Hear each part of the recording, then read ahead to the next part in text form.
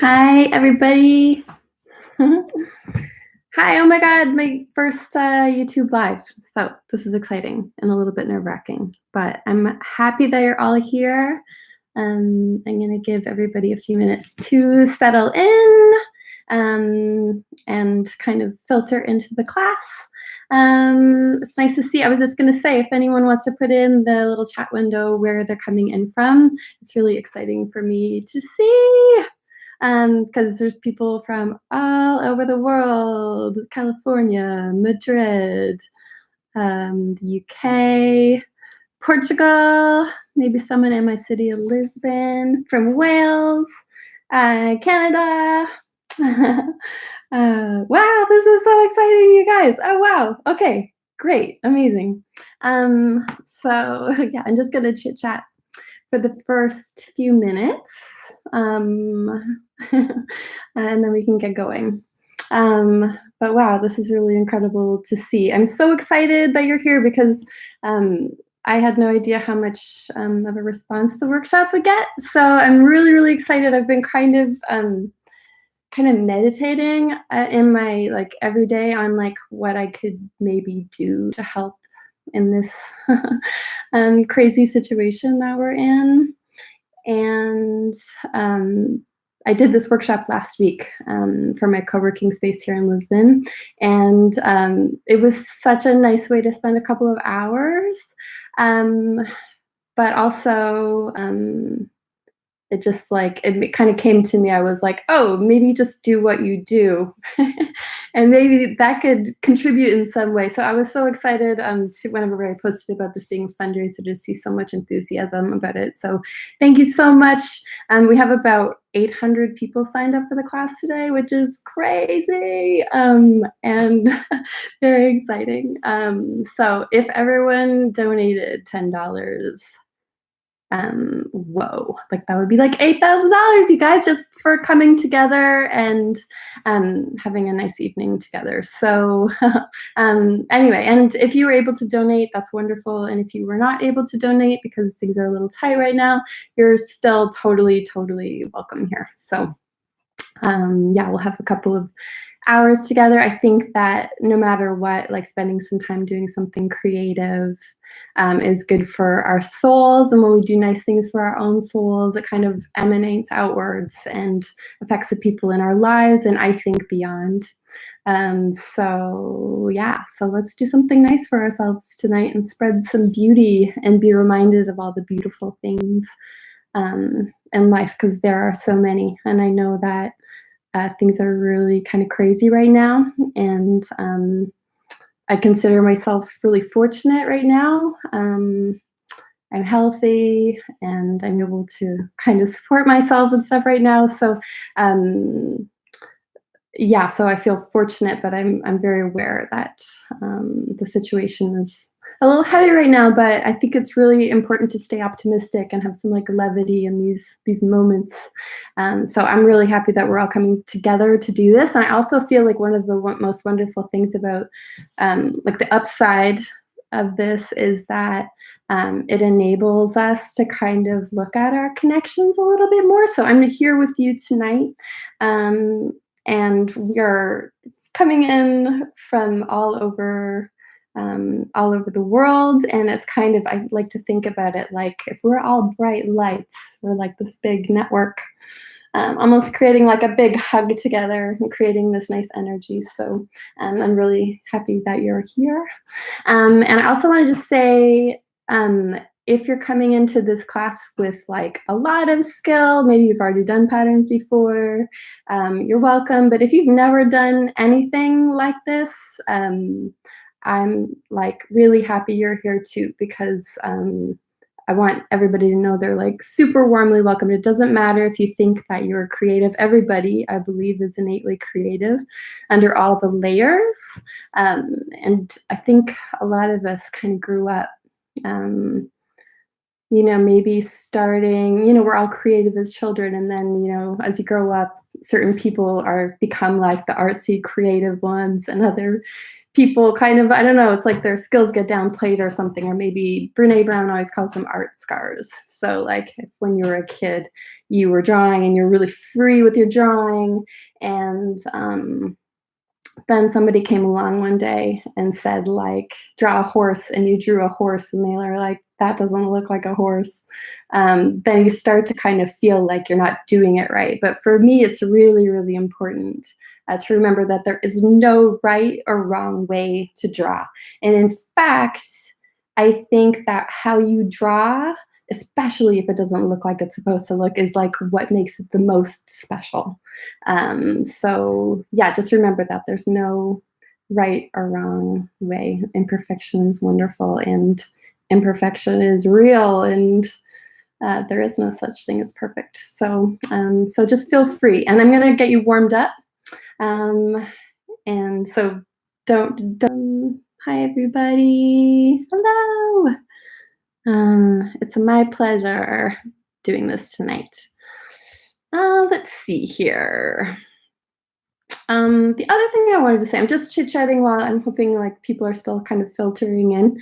Um, the other thing I wanted to say about a time like this, because I feel like it's really important to my personal path, is that sometimes these crazy things that happen in life, like this is definitely an unprecedented time for me. I don't think any of us have lived through anything quite like this before, but in my experience, in my deeply personal experience, when something has come into my life and kind of shook it up. For instance, just around 10 years ago, I had a death in my family. And before that, I was in a job, doing a job that I liked. It was good, but I didn't love it. And whenever this thing happened in my life, it just totally turned everything on its head. And it was one of those take stock moments. Where you kind of just evaluate your life and kind of see where you're at and kind of say, like, am I happy? Like, am I doing what I want to do? And for me, that was the moment when I like really stopped and I evaluated everything, and I was like, I think I need to do something else. And that's when I kind of went on this creative sabbatical, gave myself 3 months to go away and just have a creative sabbatical. And I ended up discovering I loved patterns, and 10 years later, my life has completely changed and completely different. So, um, again, I know there's a lot of like misfortune happening in a lot of places in the world right now, and I have a lot of like respect for that. I don't mean to suggest that this is all silver linings, but I think it's important to just kind of, it's a good moment for us to all kind of look inwards. Oh, somebody said from Australia. Hello from Canada. So yeah, I'm just gonna chit chat for another couple minutes and then we can get started. So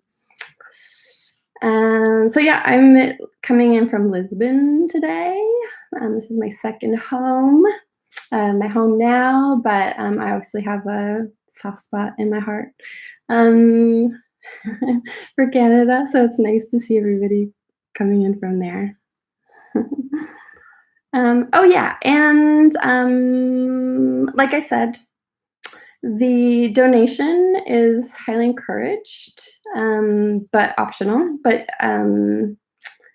if you were able to donate, I've shared the link, but if there's any question about the link or where to donate, feel free to follow up after. But it's on the Eventbrite page. But it's for a GoFundMe account that basically takes those funds and then distributes them to other GoFundMe pages. So if you go to that link, they kind of have examples of all the, or not examples, but like what they've been doing with the money. So it's really nice to see kind of like Meals on Wheels programs happening, and kind of helping families that don't have a lot of means to support themselves right now and stuff. So it's, yeah, go take a look and kind of see where that money will be going. What is it? What else? What else? Oh yeah, so Tonight, I'm going to be teaching a completely non-digital process. So I usually work in Adobe Illustrator, but I always start with working on paper, or most of the time I start working on paper because I find that I can get my ideas out on paper best. And it's kind of nice to get off the computer. And it also opens it up to so many people. You don't have to know any kind of software or anything to be able to do this process. So it kind of just opens it up for, you know, anybody who just like wants to experiment and do something fun for the evening. So make sure that you have all of your materials. I'm asking that you have some paper. It doesn't matter what kind of paper or what size of paper. We'll do some drawing exercises. And for the actual drawing of the pattern block that we're going to do after the drawing exercises, and I'll cue you into that, I'll design it on a square. So we'll need to cut our paper into a square, but I can explain that. We need some drawing instruments. I just personally have some like Sharpies, some black markers. You can bring in some like colored pencils or whatever you want if you want, but I usually focus on I call it the bones or the structure of the pattern first before I start adding color, but that's just like the way I do it. And I think the way to kind of simplify everything for us this evening, but really is the way I normally work. I like to think about it because color has so many possibilities. And I could take one pattern and put it in like 5 different colorways. So I really like to focus on the structure of the pattern first, and then I kind of layer on the color after that. So that's what we're going to kind of focus on tonight.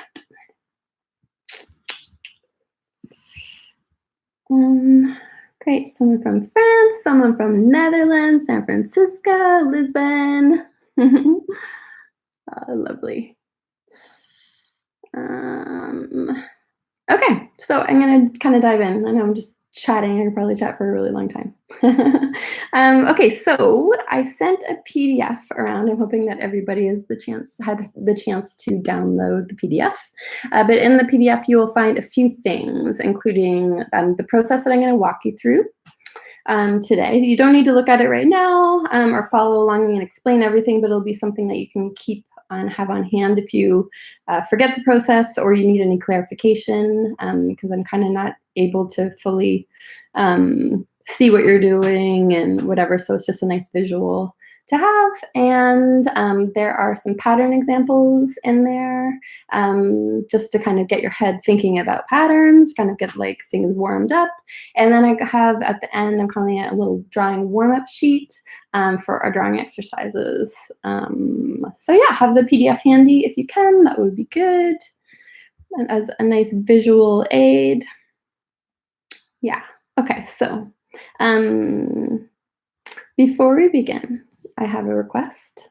And this is, I think, for all of us, but also for me, because I'm not normally, don't normally present to this many people, but also it's been something that has been really, really helpful for me in my life, especially during times of stress. And that is to kind of do just a few breaths together. So kind of help us all settle in and arrive in this space together and kind of just like, it's just kind of imagine each other and connect with each other a little bit. So just want you to kind of get comfortable, just kind of relax, do a little scooch, just shake things up a little, sit up straight in your chair, just shake it out a little bit. And if you want, you can close your eyes. My yoga studio, and when we do this, I really do start to feel like I'm connected to everybody. So, and it does really chill me out. So, we can all just take a deep breath in and out, and just really sink into it.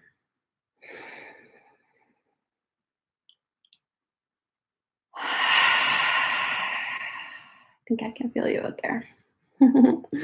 Take a deep breath in.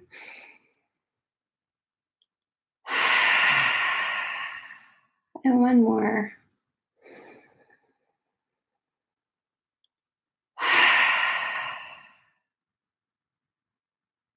Okay, thanks. All right. Oh, yeah. Like, I already feel more relaxed. Okay, great. Let's do this. Okay, so first of all, I'm going to walk you through some pattern principles. So, things that I kind of think about when I am working on patterns.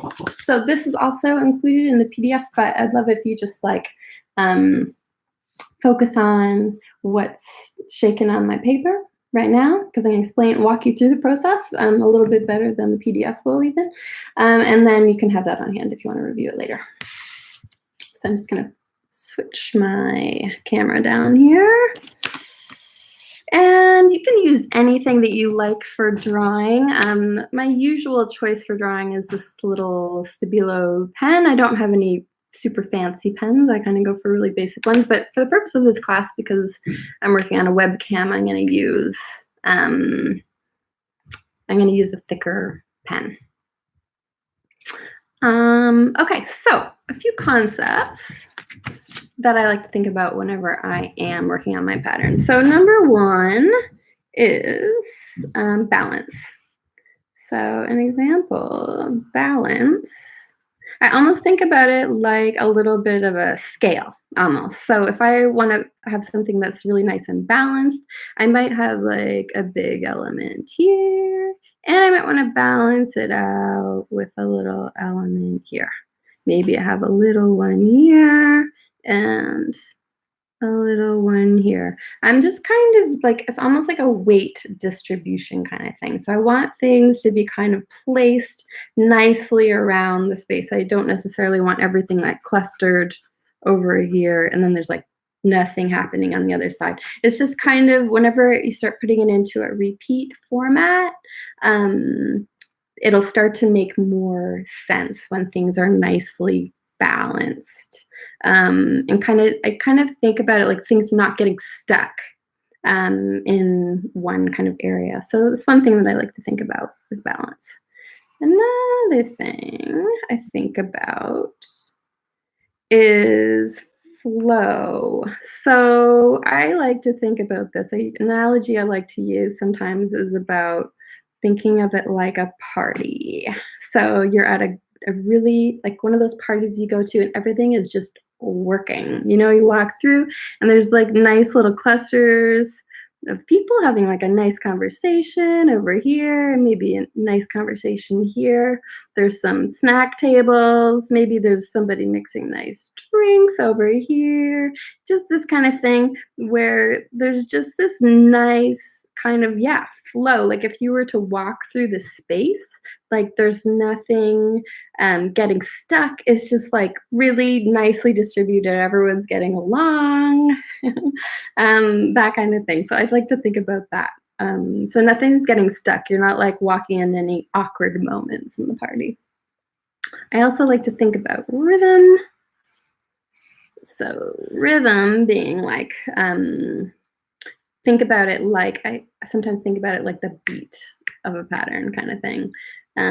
So rhythm being like, sometimes you can do rhythm through movement. So maybe something like this. So you got something going this way, this kind of directional thing happening, and then you might have something going this way. So if you were to put this into a repeat format, for example, so this is like your pattern block. This is essentially what we're going to work on tonight. And then whenever that gets repeated in like here and here, that's when your pattern really starts to come to life. But say this is your pattern. If you were to go like this and repeat it,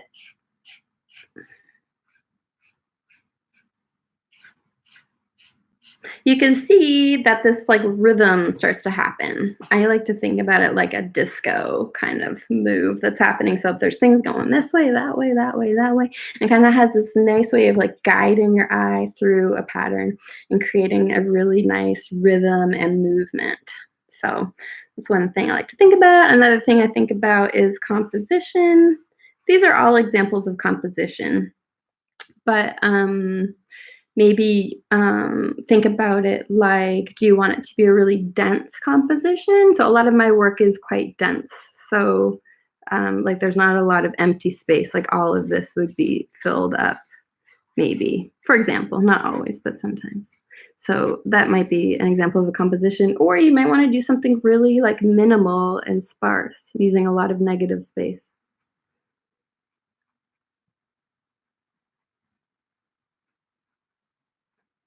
That's just an example, something to think about. Kind of what you gravitate towards in pattern. You like something really light and airy, or do you like something like a tons of visual interest happening? Another thing I like to think about is scale.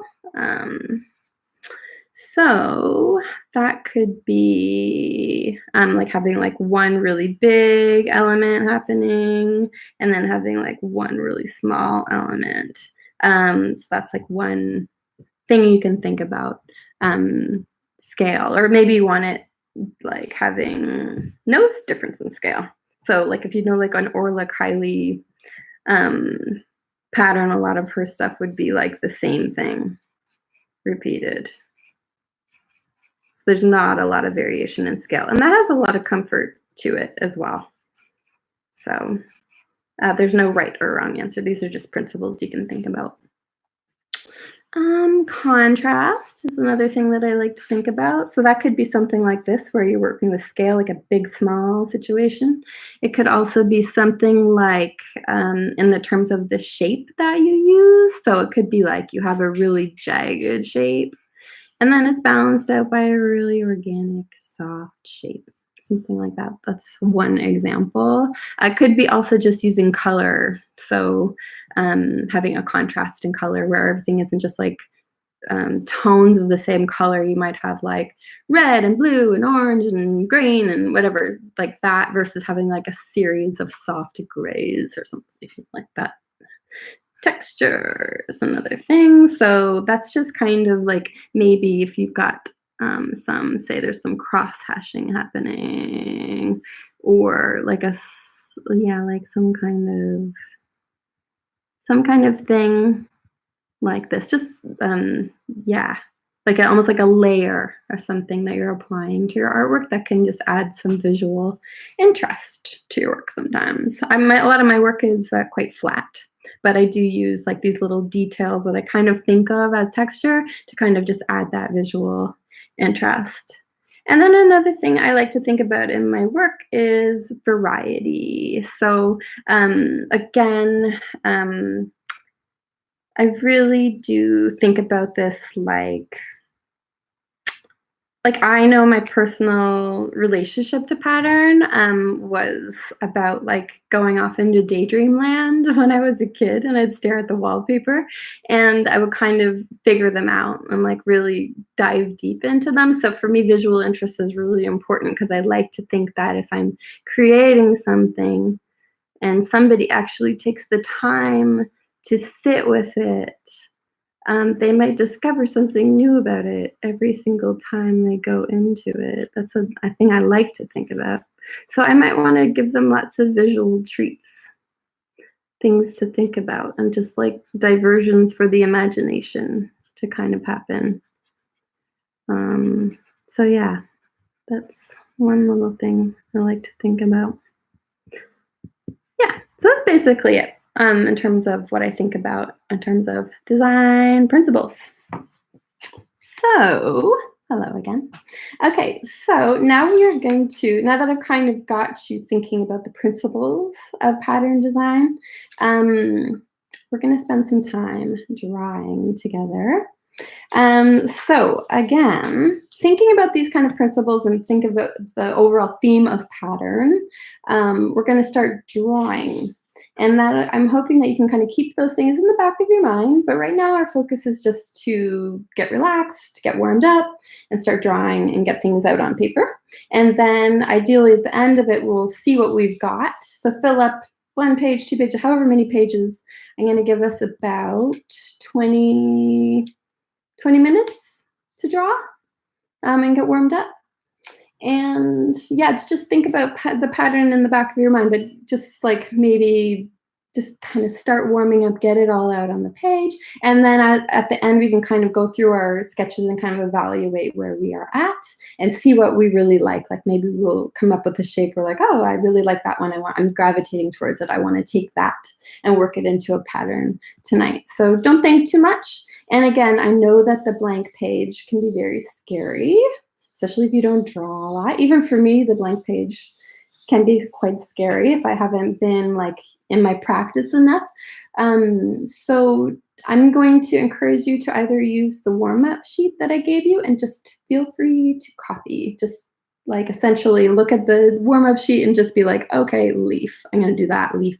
And hopefully it'll just get your pen moving across the page and kind of get you warmed up and into the groove. And then you can kind of chart your own territory. Or if for tonight you just want to copy the things that I've provided in the warm-up, that is completely okay. I just want to emphasize that this is not a perfect process, nor does it have to be.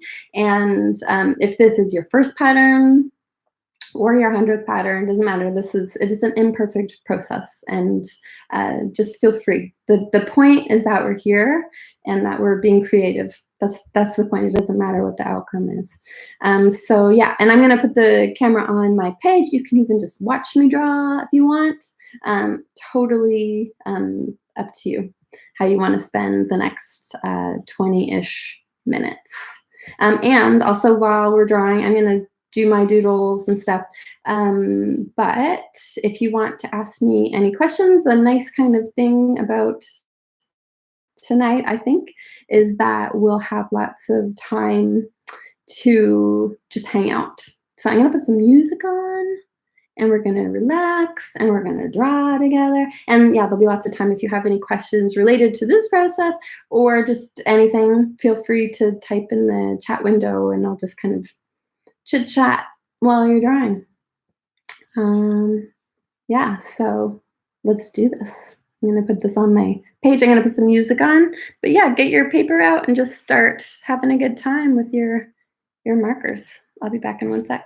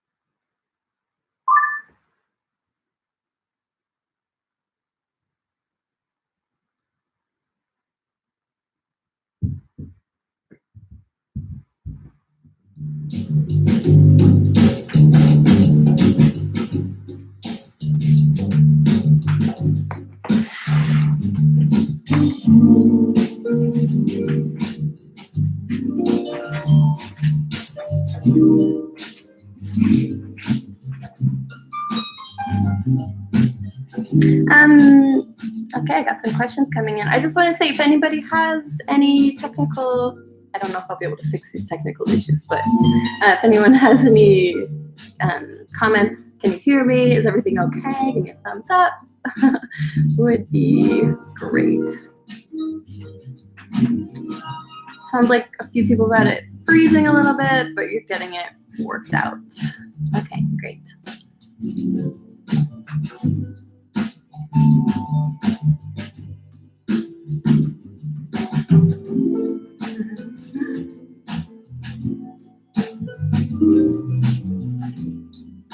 And somebody's asking me how I usually start, and do I choose a theme? I mean, sometimes I have like ideas like filtering around my head that I just like kind of need to get out. But most of the time I try not to put any pressure on myself at all. I try to like give myself absolutely no rules. Just because I want the process to feel really free. And I find sometimes if I put too many like demands on myself, then I could like start freaking out and then avoid it or something. So I try to just feel as free about the process as possible.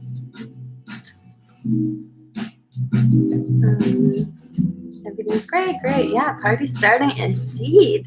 I can share the playlist with you after. I curated a little drawing list for us tonight.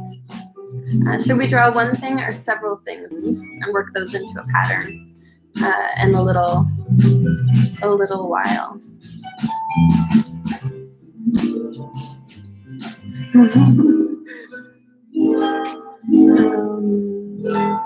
Okay, I'm just gonna draw a little while, or I might not draw. Let's see if I can draw and talk at the same time. Let's see if I can do two things at once. Lower the volume. Yes, I can. Thanks for the feedback. Okay. Hopefully that's a bit better. Also, I might just be talking this whole time. I don't know. We'll see. No, I do not use the blob tool. I'm tracing in Illustrator. I'm maybe a minimalist when it comes to my tools. So I'm not a big believer in auto trace. Controversial for us Adobe Illustrator users. That sounds so nerdy. But yeah, I really do feel very strongly. This is just my own personal take on it, but it's very important for me to put my heart and soul into my patterns. Really feel strongly about it. So for me, that's a very engaged, active process of doing my lines myself, not asking the computer to do too much for me, although I know it's capable of it. Like the pattern tool, for instance, in Illustrator, all good if you use it. It's totally cool if you use it. But my personal take is that I don't want a computer doing my work for me. That's my job, and I have the heart and I have a soul, and I want to put that into my work. I feel very, very passionately about it. So even though it could save me some time, I don't care. It's a labor of love for me. So yeah, I'm not big on tools that save me time. I almost over the last bunch of years have tried to use tools that take more time in order to slow down, because I just believe we're all moving a little too fast. So it's not, for me, my work has become a lot less about being prolific, and it's been more about producing quality things that I feel really good about. So, okay. What else? Yes, I do. I'm sorry, I'm kind of lying. I'm going to try and draw and talk in the same. Do I do a mood board? It might be really hard for me, but let's see if I can do it. I do mood boards. I actually really believe in mood boards. I love mood boards. Let's see, my brain doesn't work in multiple ways at the same time. So, funny.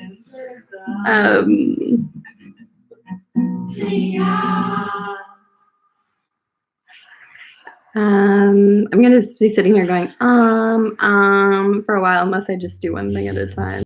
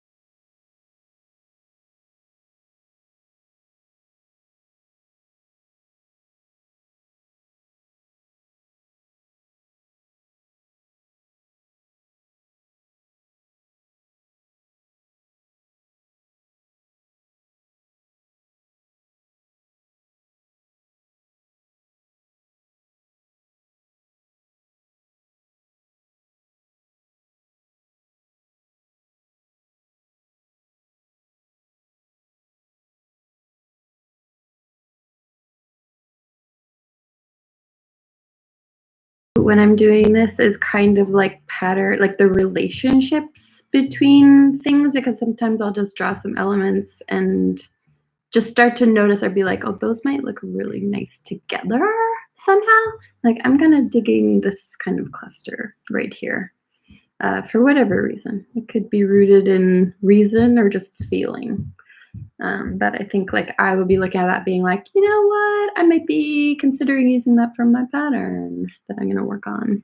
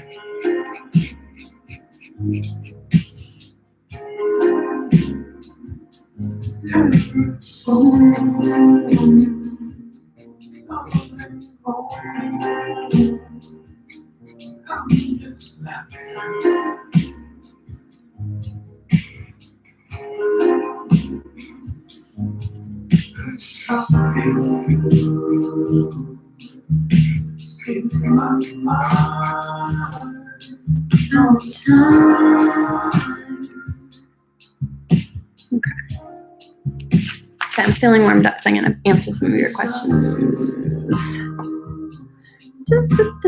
Okay, where to begin? Okay, yes, mood board. I'm going to show you my mood board. Hold on a second.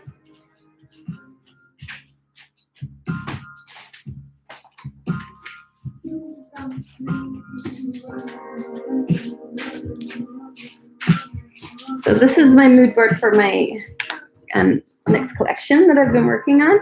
And normally I'm in a co-working space. So I've found this technique of taping them together. So it's not just this page, it goes on for days. So yes, I find the mood board to be a really, really, really helpful tool for me. Because if I'm feeling like I've got like idea overwhelm, or like I have an idea, like I know what I want it to be. This is for like a large collection, not like a collection of like 5 patterns. This will probably end up being like 40 patterns or something. But it's like a roadmap for me, and it always kind of it gets everything out on the paper in one place for me, so that I can just like dive back in and kind of have everything at my fingertips, versus being like, if I think like, what do I want to work on today? Like that's so wide open, and I can just get lost and like overwhelmed by this. So it just like helps me narrow in on an idea. So yes, I love mood boards very, very much. And it also helps like gather all my reference material, because often I'll look at different shapes. And I just want to look at some actual, like if it's from nature or something, I want to look at the actual thing and just kind of use it as a starting point, and then find my own take on it. I will share the playlist afterwards. I think I can probably email you all, or maybe I can share it on Instagram or something. I shall figure it out. Hello from Argentina. Hello. Somebody else asked for music a little lower. Okay. Okay.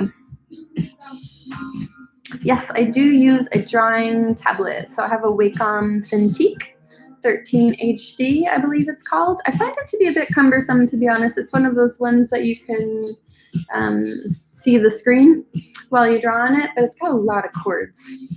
And I don't like cords. So I'm thinking about getting a new one soon. I've had it for maybe 4, 5 years, maybe. It's been wonderful, though. It works like a dream. So I gotta figure that out. But yes, I find it to be one of my best tools. But I also use my iPad, which has been an excellent tool. So you don't necessarily need a tablet if you're comfortable with drawing on the iPad. And I don't know this, but somebody told me, I'm not a Luddite when it comes to technology, but I'm not always like trying to figure out the next best like thing. But apparently Adobe Illustrator is going to have an app for the iPad, which would probably change my world. So Um, Somebody has asked, what brought me to Portugal and how do you find the lifestyle as a creative entrepreneur? So I came to Portugal mostly because it kind of called out to me. I was looking for a change because I've been in Toronto for 20 years and I never left Toronto because I didn't like it. I love Toronto so very much. But I just needed a change. I just needed to shake things up. I always wanted to live in Europe. And I thought if I don't do it now, I'm never going to do it. So I just kind of took the plunge like really quickly, as I do with most things in my life. I just make a decision and then I do it before I have time to think about it, because I know if I think about it too much, often other things start to get in the way. So yeah, I came here and it's been wonderful. The lifestyle as a creative entrepreneur, well, the lifestyle here I definitely find to be slower than Toronto. Every time I go home, I kind of, and I love the energy of it, but it's definitely like more like making things happen like all the time. The pace of life is much faster, and I can really feed off that energy sometimes, which is nice. But it has really chilled me out a lot and slowed me down and like gave me the time to reevaluate like my life and really figure out what my priorities are. Just gave me time to breathe and give me space to kind of think about my life and my work a little bit more. In terms of how it's like affected my business, like everything is so like remote. Like for me, my business really hasn't changed. I could be anywhere in the world, which is like amazing. So it really hasn't changed it. I don't really have any Portuguese clients. Pretty much, I mean, my focus is still, I think, if I look at my statistics, it's mostly in North America and London, and yeah, so I'm kind of still focused on my clients in those areas.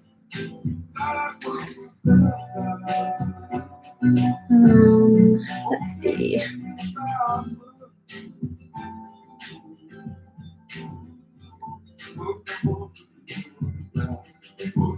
I don't use any special brushes in Illustrator. No, I just kind of use like, well, I'll create a new one, but I'm usually just like, it's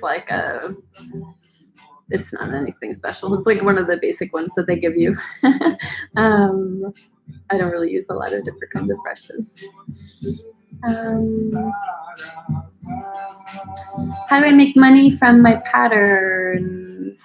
So I am a licensing artist, which has been a really, really wonderful model that I highly encourage if you can go that route. But basically means I create patterns and then I license them out for many different kinds of things. So often those things could be, I could take the same pattern and license it out for home decor, like rugs and pillows, and I could also license it out for fabric by the yard, or on stationery, or tile flooring, or like a million different things. So that's kind of how I work. It's a really good way to kind of get multiple streams of revenue coming in. So yeah, that's how I normally work and kind of make money off of it. It's a long game, and it's usually royalty based. So I get a percentage of all the sales of anything that sells. But that means that you don't really start making money until the things sell. And then once the things sell, like 3 months later, you might get a check. So if you design it, and sometimes things take like 9 months to produce, you might not get paid for a year. But once you get that machine running, it is a great machine, and it's worked really well for me.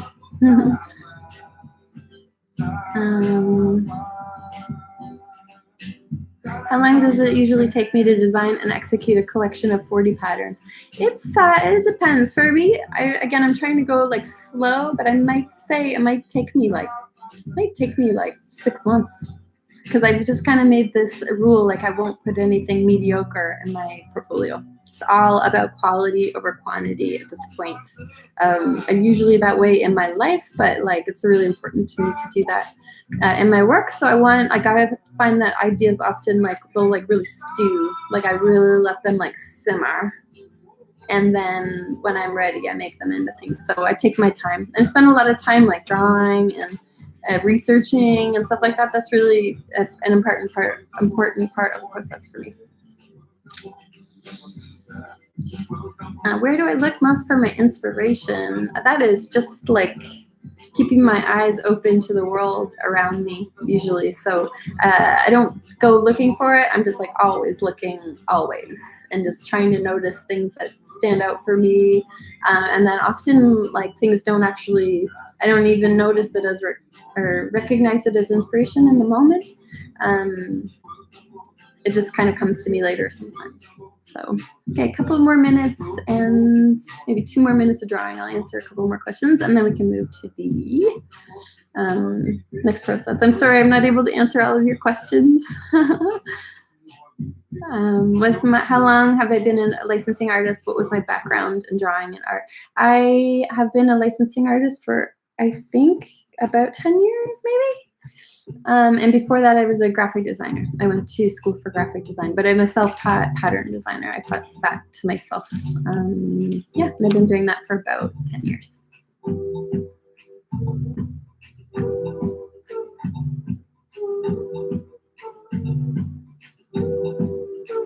Oh, are you finding creativity taking a hit right now with the current crisis? I've been trying to use it as a tool. I completely understand that being like the way you feel. I've been trying to stay off the news as much as I can and like really trying to be like, what can I control? There's not a lot I can control right now. So one thing I can control is like a pen moving across a page. So I've found, and like also for me, I've been really trying to channel it into like optimism is really important to me, and like trying to channel all my good vibes and like trying to create something, make it into something and share it in hopes that it might help spread some good vibes. At least I hope that they do. So I've been trying to just like allow myself, almost like think about it like a meditation or like a bit of escape, which you are totally have the right to do right now, in my opinion. I don't have an agent, no. I did have an agent. I have an agent, that's not totally true. I have an agent in Japan who kind of tackles a market that I just have a harder time like kind of understanding or getting my, like dipping my toes into. So they help me with that. And like the rest, I handle it. I did have an agent in the US, but I actually felt like it removed me from a part of the process that I really enjoyed. So I didn't find it to be super beneficial for me.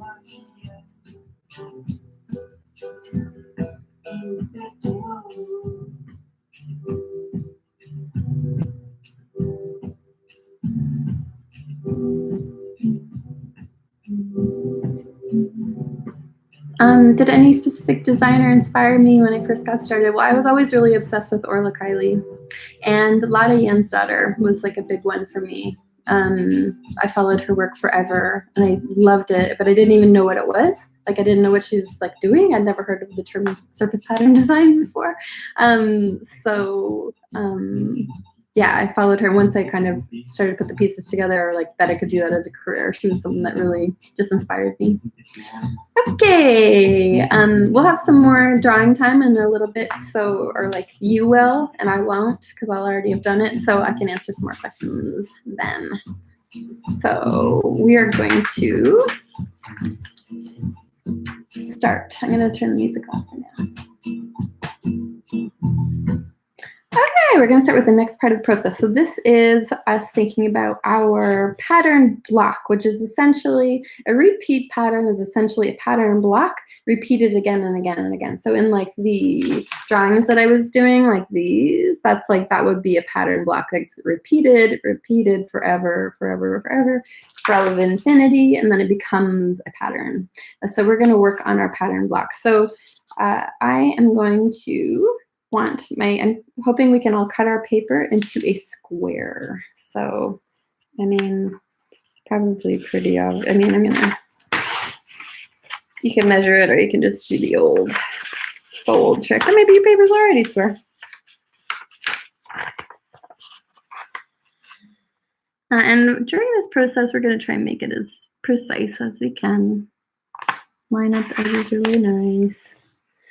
I'm just cutting my square right now. That's all I'm doing.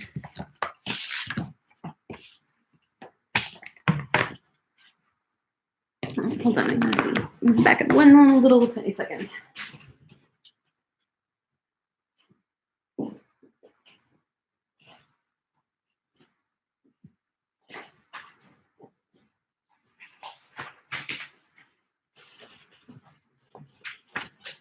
All right.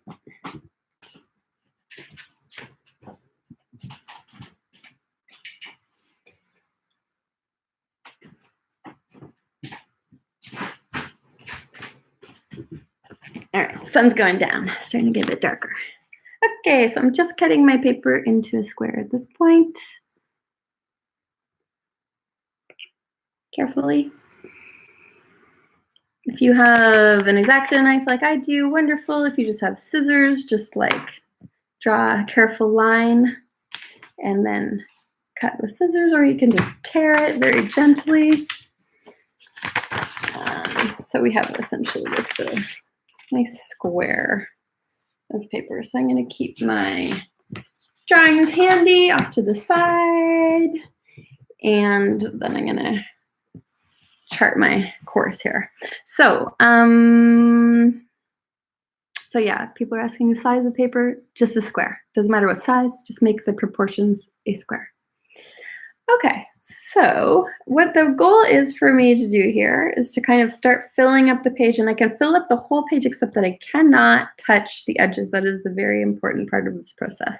So thinking about all the things that I was thinking about before, like the principles I was talking about, like balance and scale and rhythm and all of these things, I'm going to start my drawing. So you can just like feel free to just hang out and like watch me draw at this point.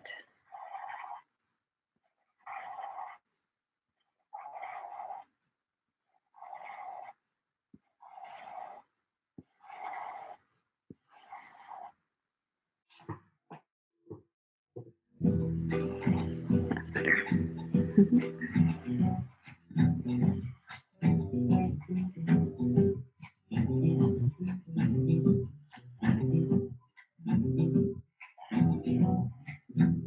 So I could be referencing the drawings that I was working on, or I can just be charting my own course, whatever I want. So if I'm thinking about balance, I might have this like thing up here. Maybe I want to do something that kind of take the same shape and kind of balance it out down here. You don't have to, but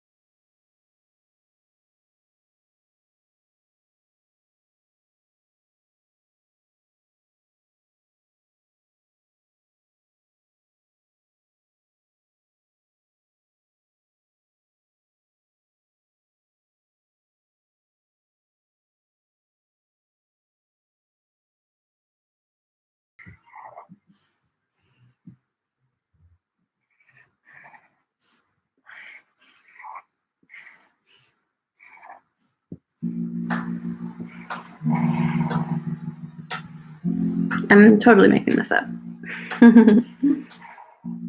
Not used to having people watch me draw, but it's kind of an interesting twist.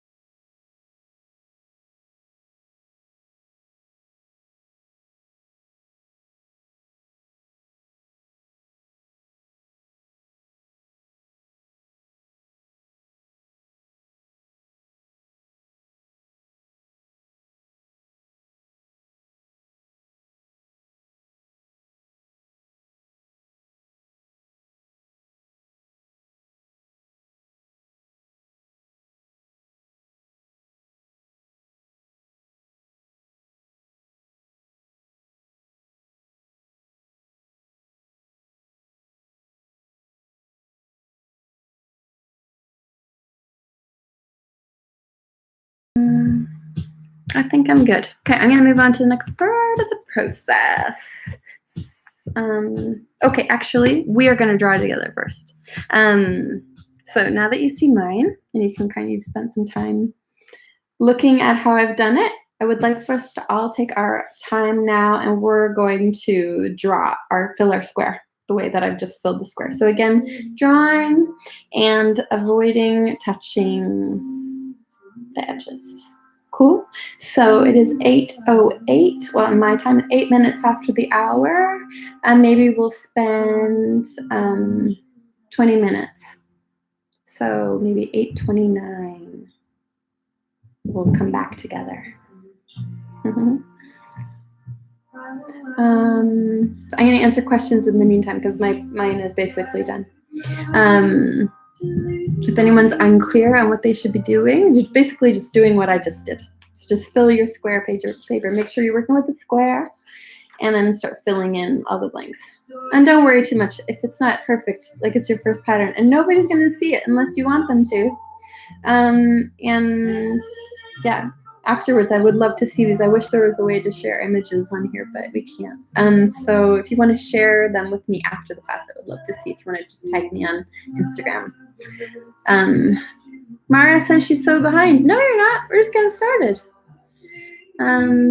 Is it important to fill the blank spaces? No, it's not. This is the way I do a pattern. And the way you do a pattern could be different. You could just draw like 2 circles on a page, and we can work with that. That's totally fine. So don't feel like you have to fill it all in. But that's the way that I normally do it. I'm just kind of showing you how I do it.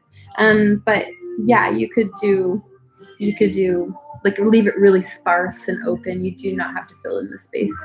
Just think about the design principles though, in terms of like balance and stuff like that. Like, yeah, and this is the way I find, like, I love integrating a lot of visual interest into my patterns. So I do find that like they're always end up being quite dense, like I said, but they could just be super minimal.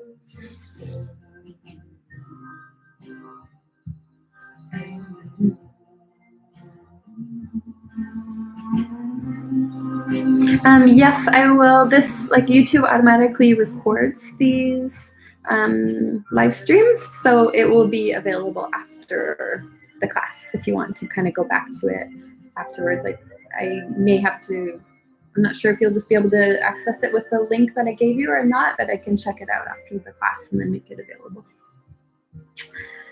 We are having so much fun. That's great.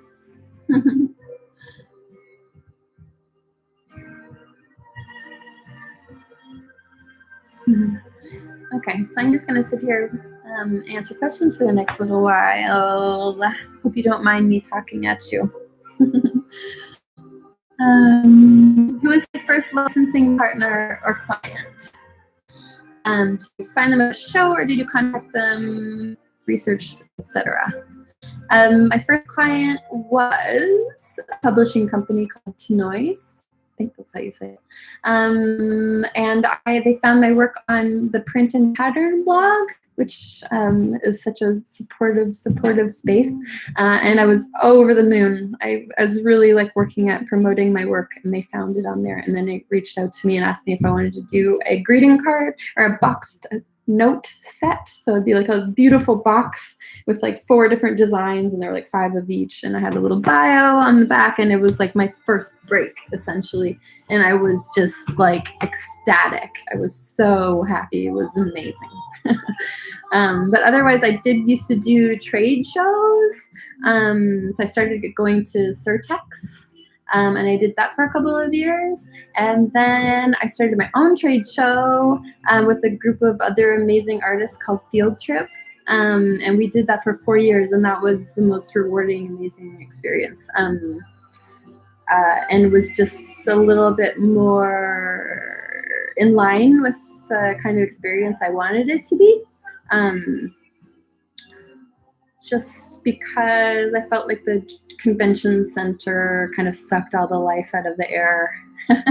And we're there to present something like beautiful and inspiring and like vibrant. So I just wanted a nicer space and to be able to interact with clients in a little bit of a different way. So that was wonderful. But now with Instagram, I feel like it's shifted a lot since I started, and Instagram I find to be a really amazing tool for finding new work.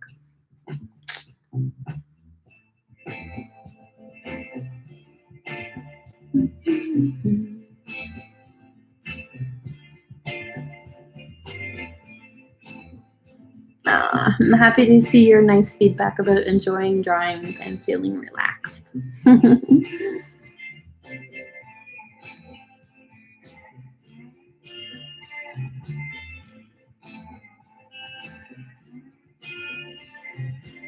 I am not a Pisces. I'm an Aquarius. Love that question. Okay, when I create a new collection, how many patterns do I typically create? Or does this depend on what it's for, like a fabric collection? So the way I've been working in the last couple of years is that I've been designing like one really big, robust collection. I'm almost thinking about myself in the same light as like almost like a fashion designer would. And that's not an industry standard. That's just something that I gravitated towards after doing like years of creating small collections of 5 or 6 patterns, which is like probably more the industry standard, maybe, I would say. But for me, I just found it to be more rewarding to really sink my teeth in. I just kind of looked at the process and like what parts of the process I really enjoyed most for myself. And I find that I really love telling a story and creating a narrative. And so for me, it was important to kind of, I didn't want to do small collections anymore. I'd done that for years and I wanted to do something different. So I started creating these like big collections that were really juicy, and I can like tell the whole story and really round them out and just like live them and breathe them for a while versus like one and done. But I think the smaller, more bite-sized collection thing can be really valuable for like a lot of clients, because if I create a pattern collection and my clients aren't really digging that, then I'm kind of like, oops. But I just have to believe in the work or whatever. So I think I answered that question. And then often, if I have a specific project in mind, like a fabric collection, I might just design for that fabric collection. But my most recent collection, Good Vibrations, I invested a lot of time and love and heart into, and then my amazing fabric client, Cloud9 Fabrics, they're always very supportive of my work, so they just kind of went through it and said, be like this, that, and that. So I was able to really design it how I wanted it to be.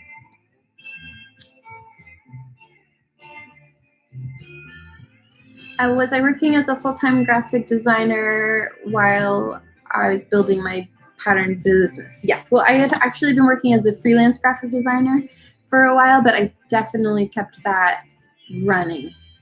I needed that. And I think that's really, really important whenever you're trying to build up another type of business, because it takes the pressure right off of it. And you really want to, from my perspective, like you really want like a bread and butter kind of thing that keeps your rent paid and doesn't stress you out. Because otherwise, I tried as a graphic designer before once, I just quit my job and was like, I have no money, but let's hope this works out. And like, I ended up being so stressed from not having enough money that I went back to a graphic design job, like that kind of thing. So the next time I did it, I made sure that I had something rolling that would always pay my bills. And then I was able to like give all my joy to this other thing on the side. And there was just, it took the pressure right off it. It didn't seem like it was work anymore. And I think that that's really, really important thing to do. So yeah.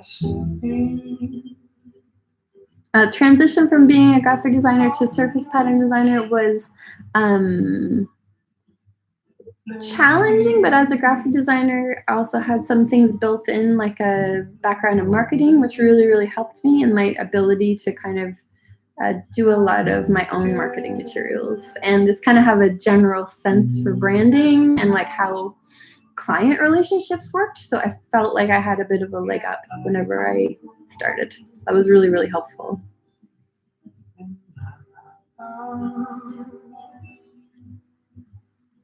Where to start looking for clients? I think that a good idea would be to pay attention to the types of products or clients, not doesn't have to be products at all actually, but the types of clients that like when you see the stuff, you're like, ooh, like I feel that, like I got that feeling in my gut, like I like that, I want to do that. Anytime anything says I want to do that, pay attention to that feeling, and then start trying to think of ways that you could create work that might fill that space. Because I think if you start putting it out to the world, hopefully you put your feelers out, put all those good vibes out, I think eventually they can come back to you. So yeah, and pay attention to other people that are working in the industry and who they're collaborating with. Another good thing, if you want to do products, for instance, is just like either do like online shopping or like go to like your favorite like independent stores and just like take a product and like look on the back and see like who made this product, and then go find them on the internet and see if you can reach out to them, start following them, or reach out, find them on LinkedIn, that kind of thing. I think that can be a really good way to do it.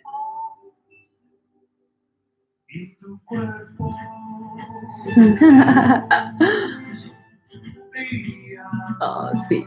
I love this, best thing I've done at 5 in the morning in a very long time. I'm glad you got up. That's so impressive.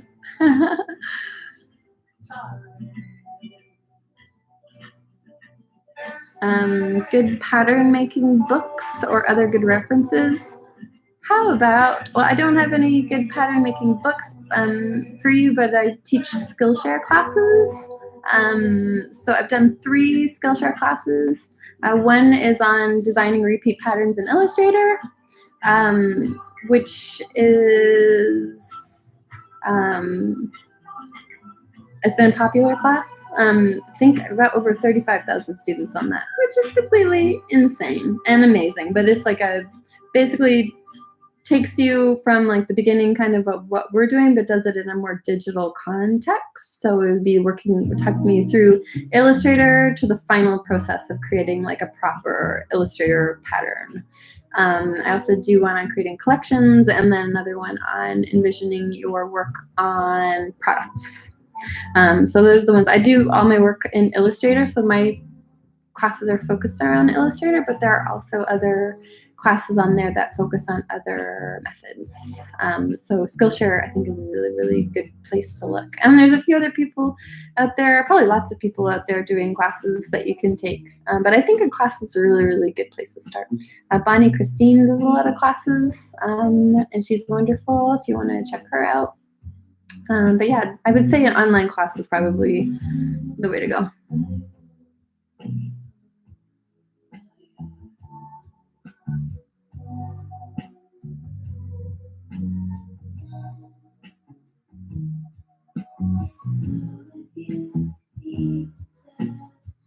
Do I recommend showing the pattern in a product to begin working? Yeah, totally. I find mock-ups, even just for myself, to see how things come to life and see how I might envision them. I find mock-ups to be really helpful. And if you're really trying to sell someone on an idea, it can be a really nice thing to kind of put in front of them, because they might not just be able to picture it. You know, we're really visual people, so. Do I use Procreate? No, I don't use Procreate, though. I've tried it a few times and it's great. I just, it's nothing to do with Procreate. It's just the way that I personally work.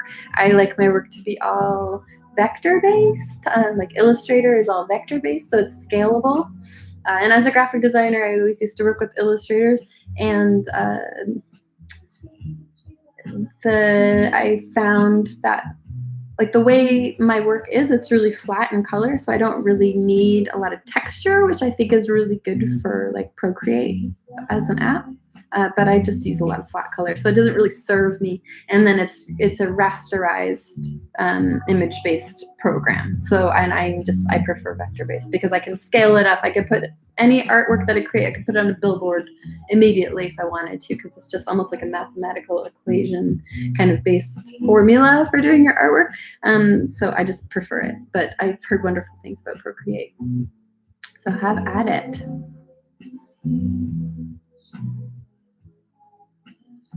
Really happy to hear that there's some joyful moments coming out of this. How about Adobe Draw? Yes, I use Adobe Draw often. This probably is my go-to drawing app, actually. Um, I think it's great. It's not without its challenges, but I find that I can get my work out onto it really easily, like almost just like having a set of markers beside me, and I could just scribble away, and then I import them into Illustrator and often clean them up and stuff like that. But it's my go-to drawing app at the moment. How do I balance my creative work and the business part of it? Which one would you say takes more of your time? Oh, wow. Well, this is a constant challenge for me. Constant challenge. I think it always will be a challenge for me. And I just have to accept that. But I really have been trying to structure my days. Structure always helps. So if I'm like, if I am working on something and I give myself like administration, I could probably spend all day every day, but I've really had to give myself a stern talking to about that, and just being like, there is no business if I don't create. So there's no sense in me managing a business without the creative coming in. Like the creative is the most important part. So I got to get my priorities straight. So I'm always like trying to make sure that I've been setting goals for myself every week and structuring my days so that I can say like, I do emails from like 9 to 11 and like, that is it. Or like just putting some parameters around it. And I've been tracking my time, which also helps because sometimes I can look at the end of the week and be like, you spent way too much time on administration work, like get it together, focus on the creative. I also find that if I give myself, it really is, it's like the task seems to expand to whatever space I give it. So if I give myself 2 hours to do emails, or give myself 4 hours to do emails, I'll probably get the same amount done. I just need a bit of a fire under me sometimes. So it's kind of a discipline thing, essentially. But yeah, it's a constant challenge. I will always, I think, be working on that, and I've just kind of come to accept that. But I really do have to make sure I'm always prioritizing the creative time.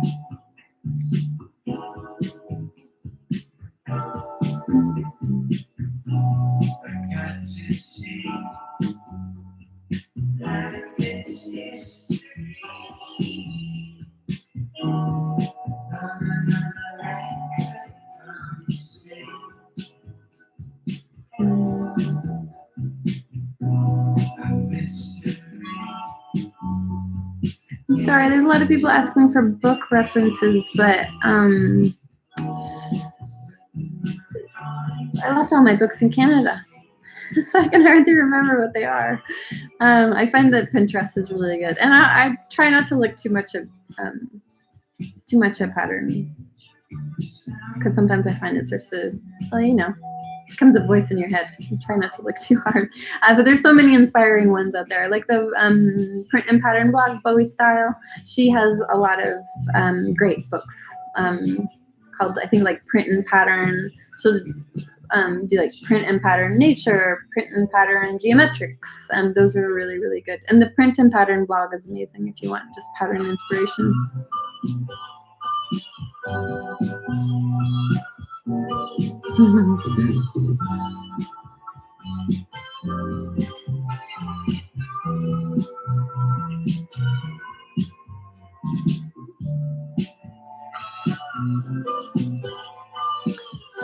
Do I have an assistant? No, I don't. Although sometimes I think I should have. I would be open to it, but I don't. I had an intern once. Yeah, but no, I don't. When I draw a pattern, do I have in mind the layout? It will be one directional, etc. Or do you let the pattern decide its direction? Yeah, I try to just let the pattern speak to me. Really, just try to like go with it, let it happen. Sometimes I have a vision for it, so I try to pay attention to that. But often it's about those happy accidents that happen whenever I'm not really like trying too hard and just like letting things unfold, basically. And just like trusting my instincts and being like, hey, I wasn't expecting that direction, but that's looking pretty good to me.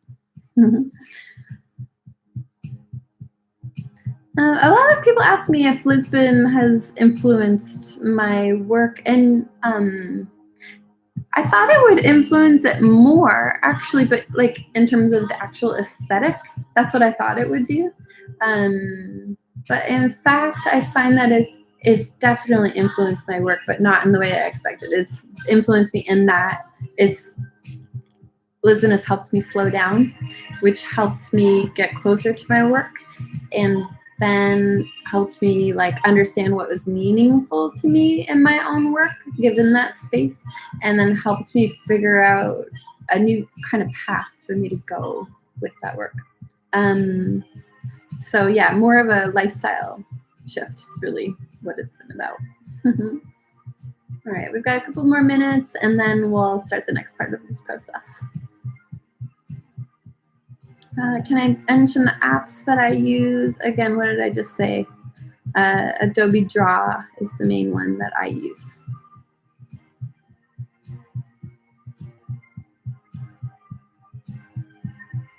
Do I start with a theme in my head, like buildings or floral or the sea? Yeah. So that's that kind of mood board that I was talking about. So I usually do start. I really do start with an idea for a direction, and then I let that kind of be my roadmap. Do I use Pantone colors? Yeah, but only whenever a pattern has been selected for a product, and then I spec them. But I don't usually spec them unless I've been asked to. And then there's there's like a bunch of different Pantone books. There's ones for printing on paper, and then there's this glorious one, TPX for fashion and home. Glorious in terms of it's got, look at all these delicious colors. There's so many. It's like the kind of, you could come up, like, it's got like, it doesn't just have like a light pink. It's got like a light pink with like a slight tinge of peach, but not too peachy, or like a sorbet orange and a tangerine orange and a mimosa, and like it's got a million cajillion variations on all the colors. So like it's kind of hard to show you this, but yeah, it's like you can find exactly the right color. But this is usually for printing on fabric and textiles. So there's like a broader range. Just uses a different process of inks, I guess. So yeah, those are important. Once you start working with clients, you'll need those.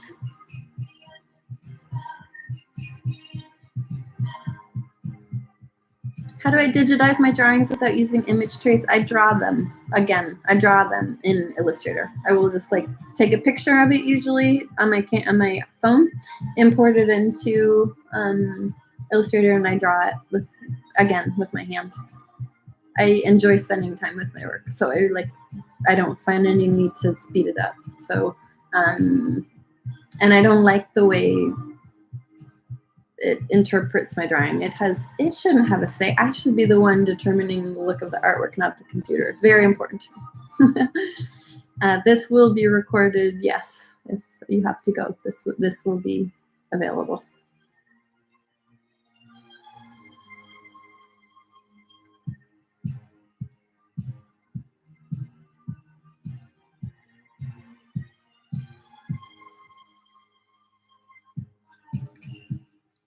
What do I mean by spec? Specify. Spec is just short for specify or specification.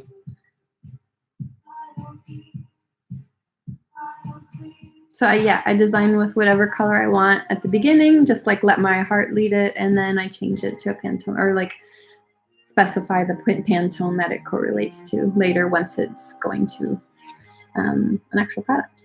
Okay, so let's wrap this up. Like the question part of let's move to the next part of the process, shall we? Okay, so now what we want to do, I'm going to turn this music off for now. So now that we've all got our pattern block, hopefully looking kind of filled up a little bit like this, we are going to slice this up. So you'll need your X-Acto knife or your scissors, and either your ruler or whatever you have on hand. If you have your ruler, I'm just going to go ahead and just like fold this. Okay, I'll do this. So I'm going to, we've got a pattern square like this here. I'm going to take this and I want to divide it like this. So I'm going to take this. You can use a ruler and measure it if you want. That is probably, but whatever, it's cool. As long as I'm doing this precisely, I'm gonna fold it.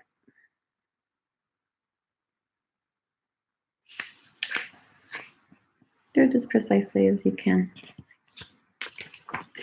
So I folded it. I've got this little line now, and I'm going to slice it. So if you're a very careful person, you can make a nice crisp line and tear it off, or you can cut it with scissors as carefully as you can, or you can cut it with an X-Acto knife very carefully in terms of safety.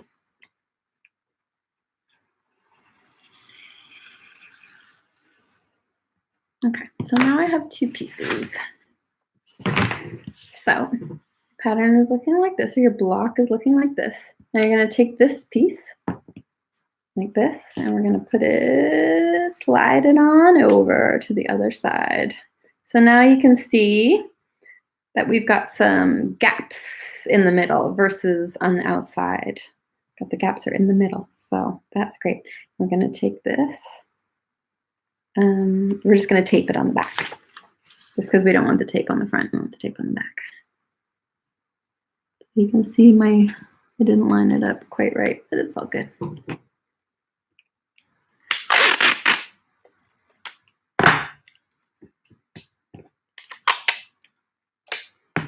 I'll just put a little precursor tape here so things don't shift while I'm trying to tape it together.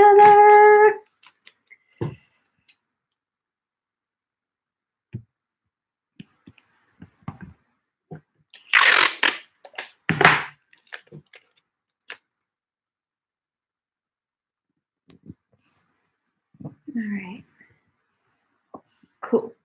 So if we turn it over, you can see that's what we've done. So all of our kind of gaps are all in the middle. Okay, so now the next step is that we're going to cut it. So we cut it this way first. Now we're going to cut it this way. I'm going to fold it this way.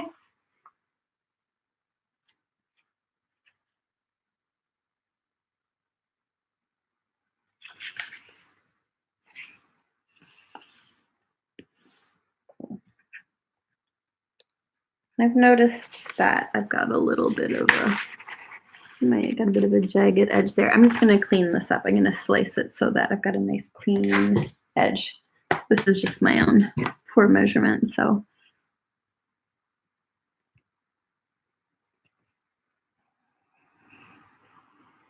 But the process will benefit from accuracy here, if you can get it nice and accurate. Yeah, that's better. Okay, so we've got it sliced here. Now I'm going to slice it here. Again, it's explained in the PDF that you have got.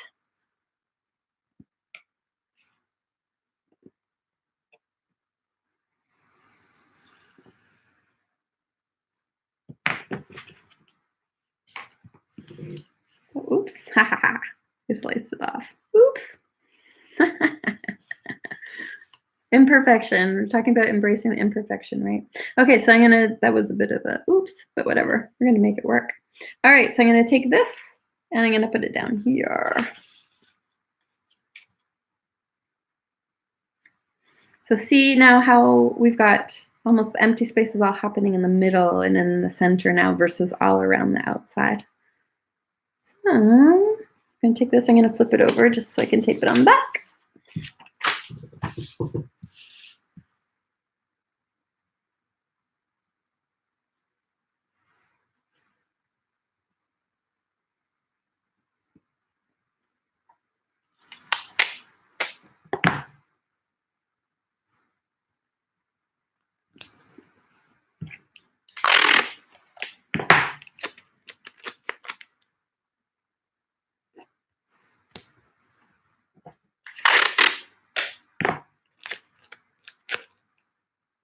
You can have whatever tape you have in the house is fine. If you use it on the back, you won't see it anyway.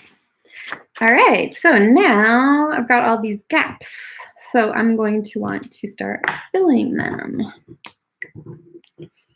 So using my kind of established visual language, I'm going to start filling in my blanks. So let's see what's calling out to me. I'm going to put the music back on. It inspires. Okay.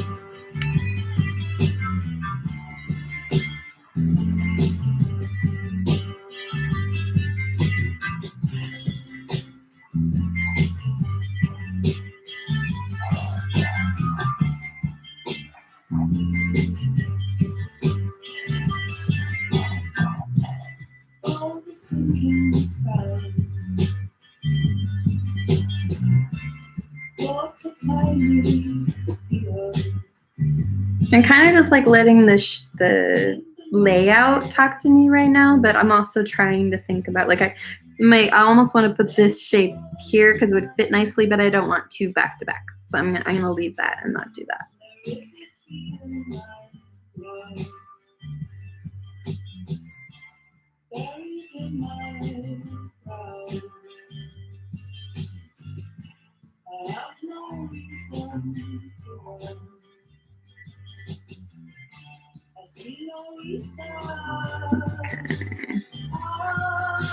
I'm kind of looking around, just seeing what things need. So I got these nice, again, where these things are pulling my eye around the page. So I kind of want to see, is there anywhere else I need to guide my eye a little bit?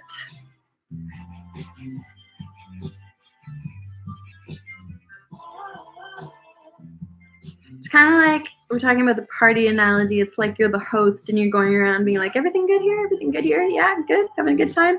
Having a good time?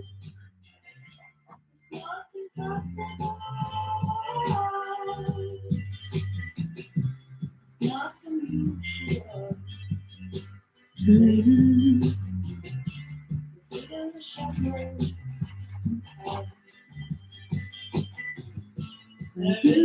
All right, it's feeling pretty good.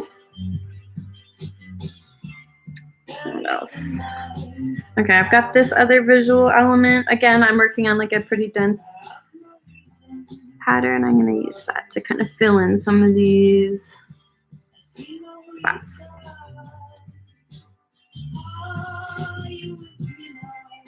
And again, I encourage you, like if you're an aspiring artist, I encourage you to take this as inspiration. This is the way I create my patterns, but it's very essential that you have your own take, your own voice. And just using this as a method. But always be looking critically at your work and being like, am I copying? I mean, not me, but like, I mean, like in general, you know, just like always the thing that will make your work stand out absolute most is if it's coming from a unique voice. I feel that is very, very important.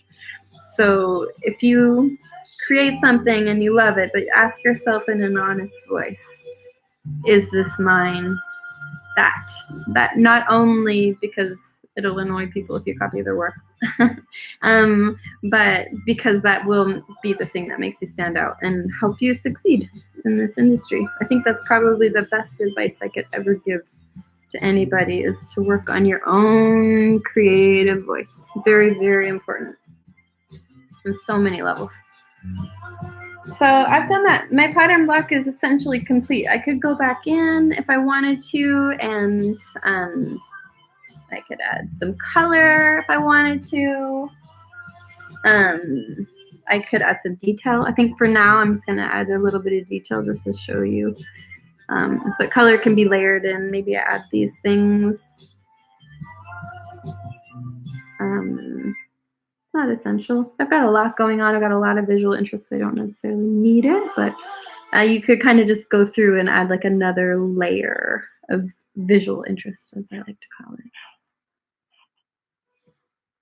And making sure if you're applying that visual language to all the different shapes that it's talking about, if that makes sense. Like maybe add some dots in here, for example, maybe.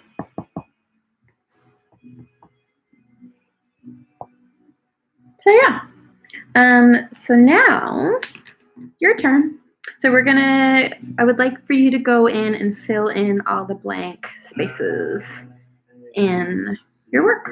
So I think maybe probably have probably 10 minutes would do it. So yeah, I'll give you 10 minutes. I'll check back. And in the meantime, I will sit here and chit chat. And we slow down. How long must I belong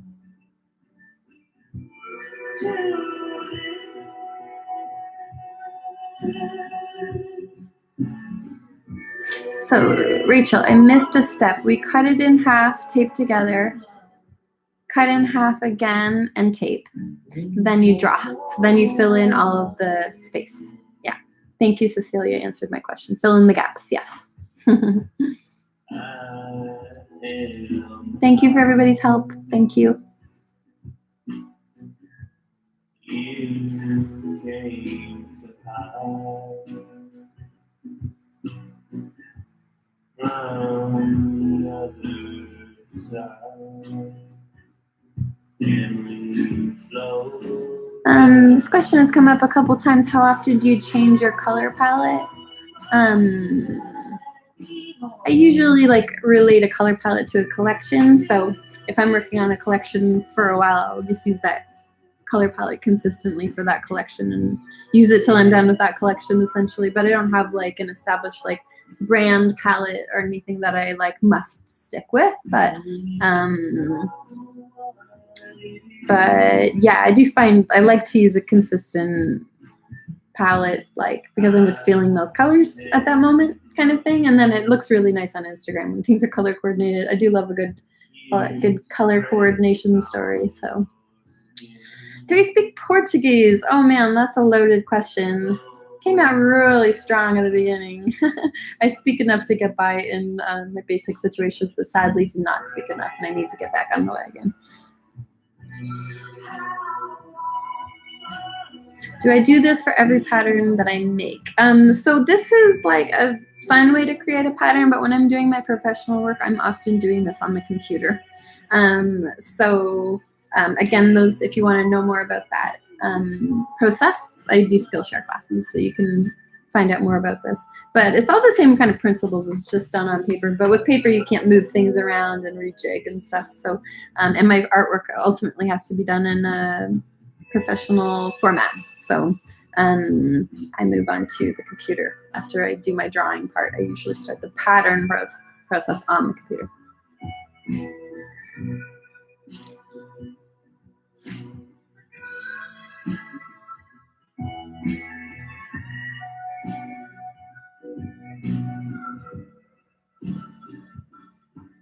So the same technique of cutting the paper applies when creating directional prints as well. Again, if you're saying directional prints, it sounds like you might be considering pattern on a deeper level, in which case I would say invest in taking some classes like Skillshare classes, and then I would show you or the same. It's a little bit easier, not easier. You can use this method for creating a directional print or a really simple thing or whatever, but I would say probably if you're talking about directional prints, you probably move into Illustrator and start working outside of the paper environment, I would say.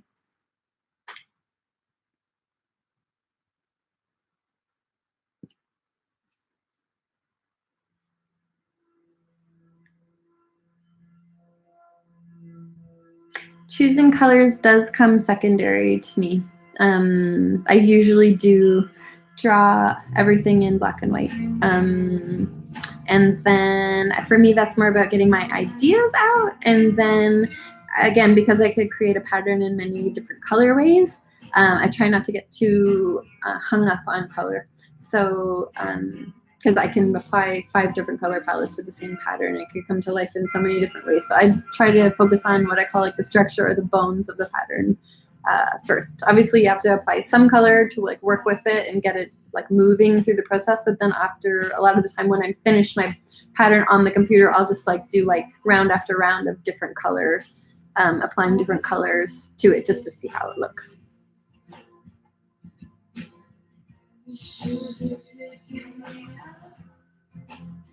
Mhm.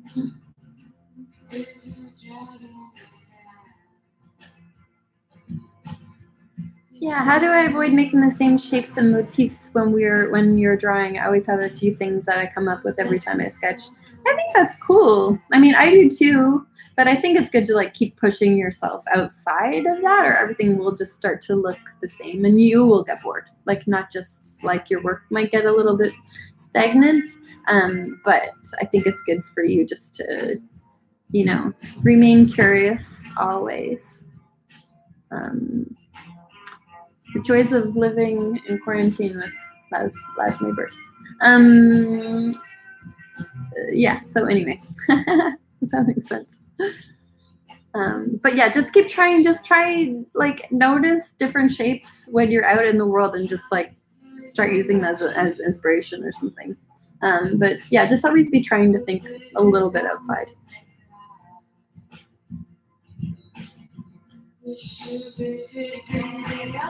How do I balance drawings when it's not a full pattern design?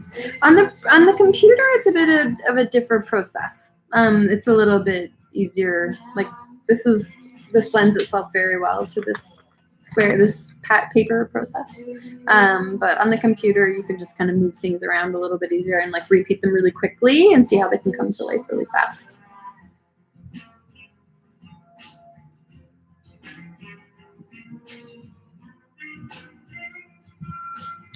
Hannah, I thought I had us filling in space. Can we not add anything to the design around the edges now that we've cut and taped? Only the inner empty space, correct? Well, the thing is, like if you've got some like blank areas around your edges now, like you could fill them if you needed to. But always remembering, like if you are gonna say you're gonna add a line here, remember that essentially it would have to be continued here. Do you know what I mean? This is something you could clean up in Photoshop if you needed to if you're that advanced. But if in doubt, leave blank, I would say.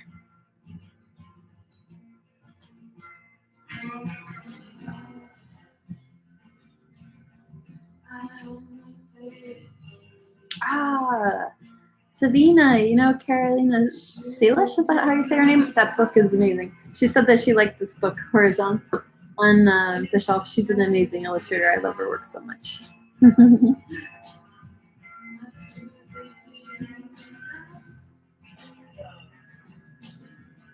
Sophia, can you do the pattern like the one we're working on, but with characters? Yeah, absolutely. Yeah, absolutely. This could be anything. This is just like what I'm doing. And I hope you're charting your own course and making it whatever you want to be. All the same principles still apply.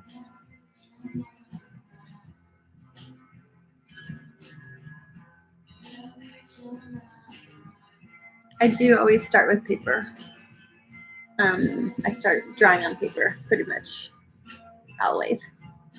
How's everybody doing in the process? Could I get like a thumbs up? Have you finished filling in the squares? Are we feeling like we've got our pattern box finished?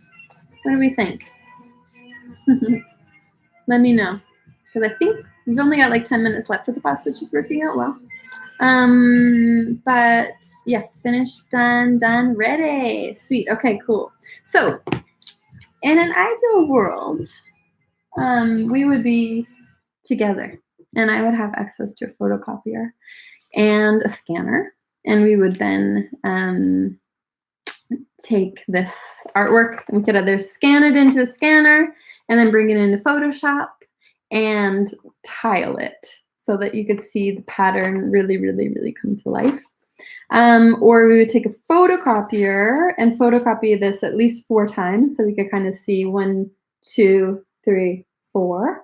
And then you would see it, you could tape it together and you would see, because the thing about this is see this flower here? It's got the edge here, but you can see it finishes here. So if we were to put this one over here, we would have a little bit of an edge and the next one would have the flower and so on. I hope that makes sense. But because we don't have that option today, the one thing I could think to do to show you how this could come to life. And if you're a little bit more advanced and like you could scan it in, you probably have your own methods if you're kind of like familiar with the computer. But I'm kind of talking to the people that don't necessarily use the software. Um, um, kind of talking to you right now, just because I want you to see this is kind of where the magic is, because we've created this repeat block, but really what is so magical about it is when it comes to life in the repeat format. That is like effervescent and vibrant and beautiful and amazing, and I love it. But it's really hard for me to do that with you right now. So if you know how to do this, I'm going to take a picture of mine. My lighting is terrible in here, but I'm going to try and take a picture of mine using those kind of what you like crosshairs and try and get as flat of a square image as I can. So I've got a picture of it on my phone. I'm going to do this really, really quickly, just to kind of get you the idea. But then I was trying to find an app that would help us do this. And I found one simply called Pattern, just called Pattern. If you go to the App Store, I'm not sure, I can't say this is available in all parts of the world, but for my phone, it was available. I'm sure there's lots of free apps that you could do this in. You just like want to find something that will like be like, create your own desktop wallpaper, or create your own phone wallpaper, or tile an image. These are the words that you might be looking for in the App Store, but I found an app called Pattern. I don't know, can you see this? No, not very well. Well, sort of. There's this little one here. It's like pinky and polka dots. It's simply called Pattern. So if I go into Pattern,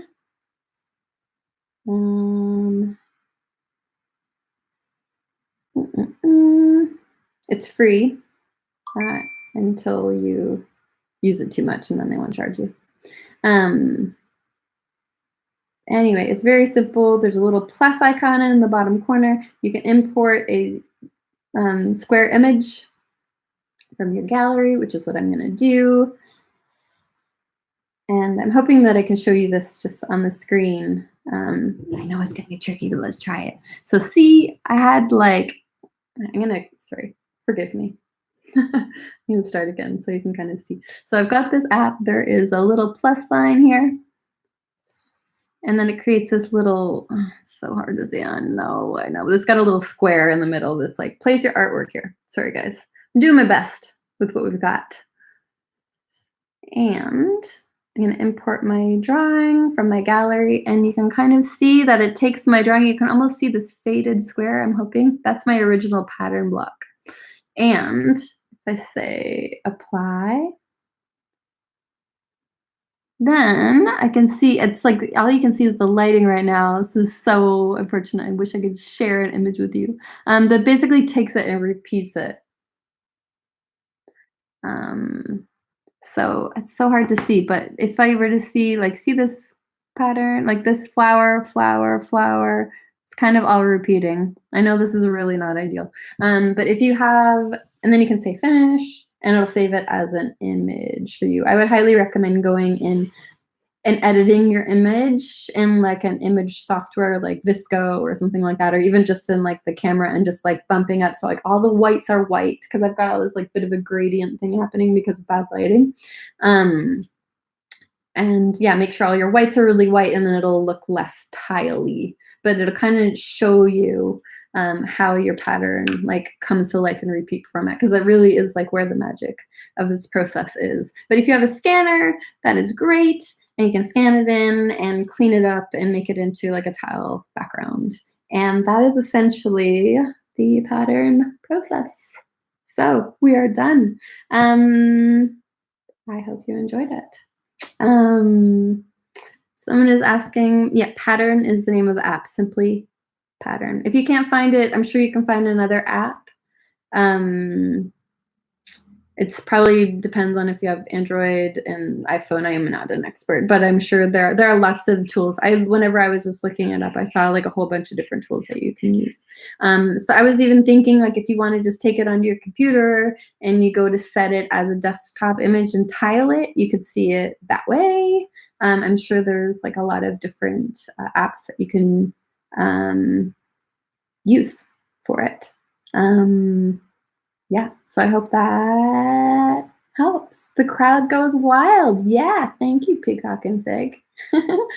Yeah, so Adobe Capture, somebody's saying Adobe Capture will make patterns. Thank you. Peacock and Fig. Thank you. All right. So everything sounds like it's going good. And we're at 8:58, 2 hours. Bam. Okay, great. You're all so, so, so welcome. And again, if you haven't donated, I would really love if you donate to one of those, to that GoFundMe, and hopefully we can send out lots of good vibes into the world. And I hope you had just a nice time of just like unwinding and relaxing and doing something creative. And you could take this process and practice it on your own. And I would really, really love to see if you make patterns. Like I would love to see your pattern block. If you find a way to repeat it, I would love to see it. So share it with me on Instagram at Elizabeth Olwen. And yeah, if you need anything else, just like send me a message and I'll do my best to reply if I can accommodate or whatever. I will try and find a way. I think I can probably just send the link to you to this class after if you want to do a replay of it. And yeah, I think that is it. Cool? Cool. If you have any burning questions, I'm going to stick around for another 5 minutes or so. It makes me very happy to see this is just what you needed today. I'm really, really happy to be able to share that with you. Good. And I hope you all felt, I feel connected. I can't see you, but I know you're here. This is wonderful. And yeah, let's create those like little sparkles of light all over the world and create this big hug together and like send out all our good, healing, supportive vibes to everybody that need them right now. And hopefully we'll be through everything sooner than later. You're so, so very, very welcome.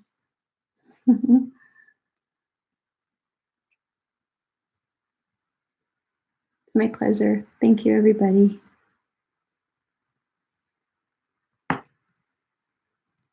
Yeah, do my Skillshare classes. Do it. If you go to my website, elizabetholwen.com, I have a teaching page, and it has links to each of the different classes that I teach.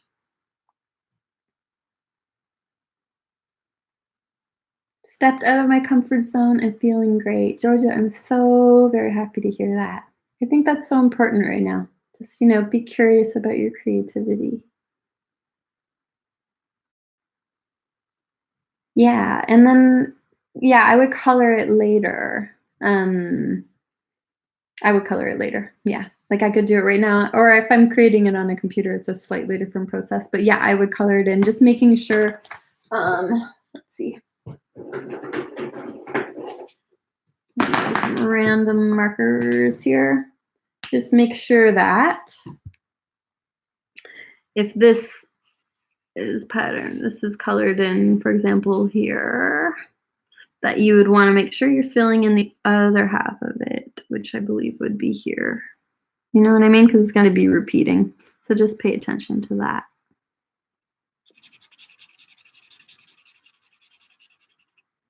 Yeah, so just make sure. So like this leaf continues up here. So color that in green. This leaf continues here and stuff like that.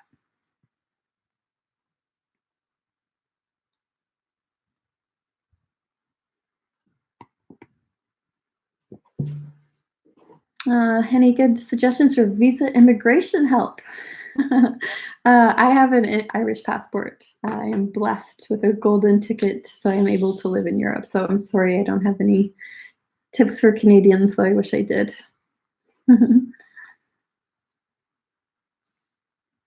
What is the app called? Veronica, I'm not sure which app you're talking about.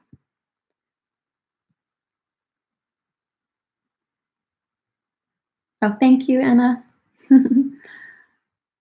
I'm new to Illustrator. Is the class suitable for beginners? I would say you should know Illustrator, um, or at least be curious about knowing Illustrator. So Skillshare would also have classes on how to use Illustrator, but I would say some basic knowledge of Illustrator is needed unless you're allowed or like willing to go a bit slow with the process and like learn as you go. But to be able to just like hop on and start making this in Illustrator from the get-go, no, like you'd need a basis for like how do I draw things? How does this program work? Yeah. So I would suggest that you have some basic knowledge before you get going. Do I miss living in Toronto? Yes, I do very, very much. I love Toronto. I love Toronto. I miss it a lot. And I love, like, I miss all my friends there. You know, I miss a lot of things. I miss the food. Oh my goodness, miss this. The food is so good in Toronto, and a lot of different things. It's definitely been an adjustment living in a new place, like it would be living in any different place. But I feel like there's been so many challenges that so got me out of my comfort zone that have like changed me for the better. And I'm really, really happy that I did it. And I love living in Lisbon, and I love being close to the ocean and nature. And I mean, there's so many million beautiful things about living in Lisbon. So it'd be hard for me to choose between the two cities. I never left Toronto because I didn't love it. I love it. Still love it. Still miss it. It is nice to slow down and think about drawing on paper, right? Yeah, I agree, Sarah. On the software on the computer is Adobe Illustrator.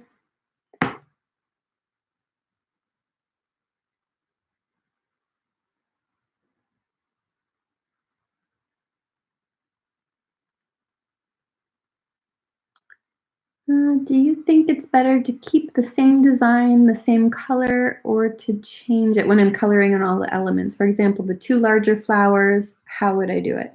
Um, Yeah, like, I would probably keep them the same color. My instinct says that, but you could I think it's a experimentation thing, so you could try I know it's hard when it's, like, pen and paper, because you kinda only have one shot. You really have to learn to trust your instincts on this, but if you're doing it on your computer, you can try it in different colors and, like, easily and just switch it out and be like, "Oh, that didn't work. Okay, back to the original." But yeah, I would generally say in terms, like, of a balance standpoint, I might say that it might be nice even if I think about an actual garden, that I'm looking at, say for this example as of a floral, um, I'd be like, if it's a garden, like the flowers are probably the same flower shape is probably the same flower color. You know what I mean? But it might be this the fun element that mixes something up. Especially if it's not flowers, you know, it might just be a playful element that you switch it up so you keep people guessing a little bit and doesn't have to be like standardized in any way. It's really a free process, so you don't have to. There's no rules. It's the beauty of it.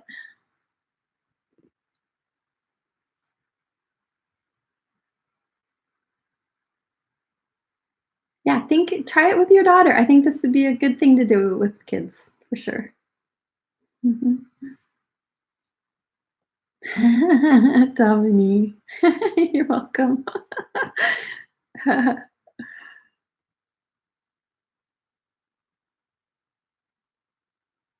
Maggie, do I feel pressure to tackle new subject matter? Um, Yeah, like, I mean, I always have, like, a theme. Like, I mean, I often do mostly organic, nature-based things.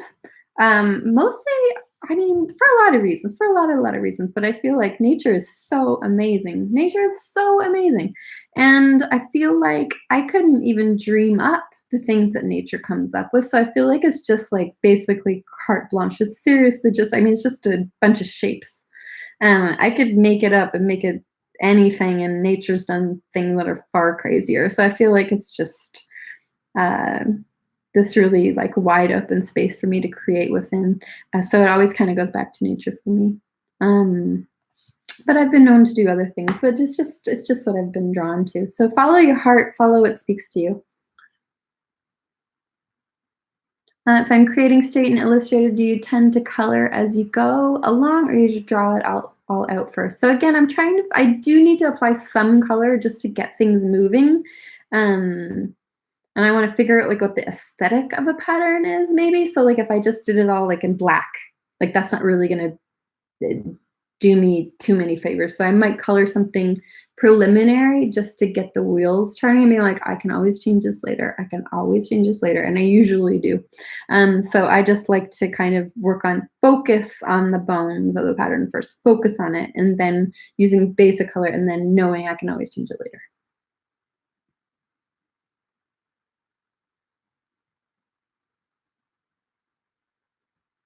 Um, so love spicy. Can you link the GoFundMe? The email that you would have got with the link to this workshop has the link in it, as does the Eventbrite page.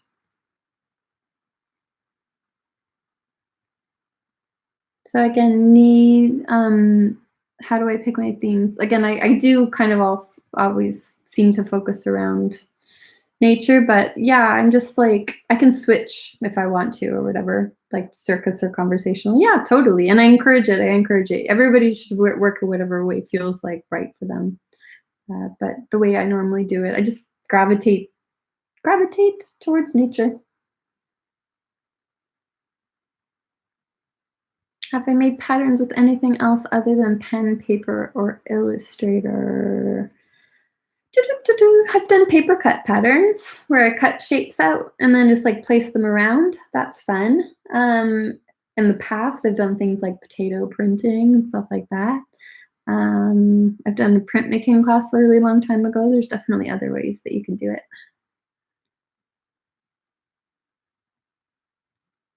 When I draw in Illustrator, do I use the pen tool or something else like a blob brush? I usually use a brush tool.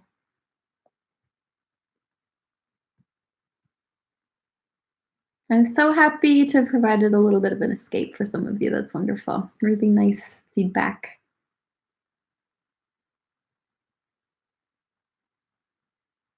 And yes, this will be posted. Um, it's done through YouTube, so YouTube automatically saves it, and I believe I can make it. I could just keep it available if you have it's a private link, so it's not like you can't like search for it on YouTube, but if you have the unique link, then you should be able to come back to it. But if you have any issues with that, SJ, you can send me a message on Instagram. Sorry, Natalia, you may just not have the pattern app. You just have to chart your own course. Thank you, SJ. That's lovely. Thank you so much.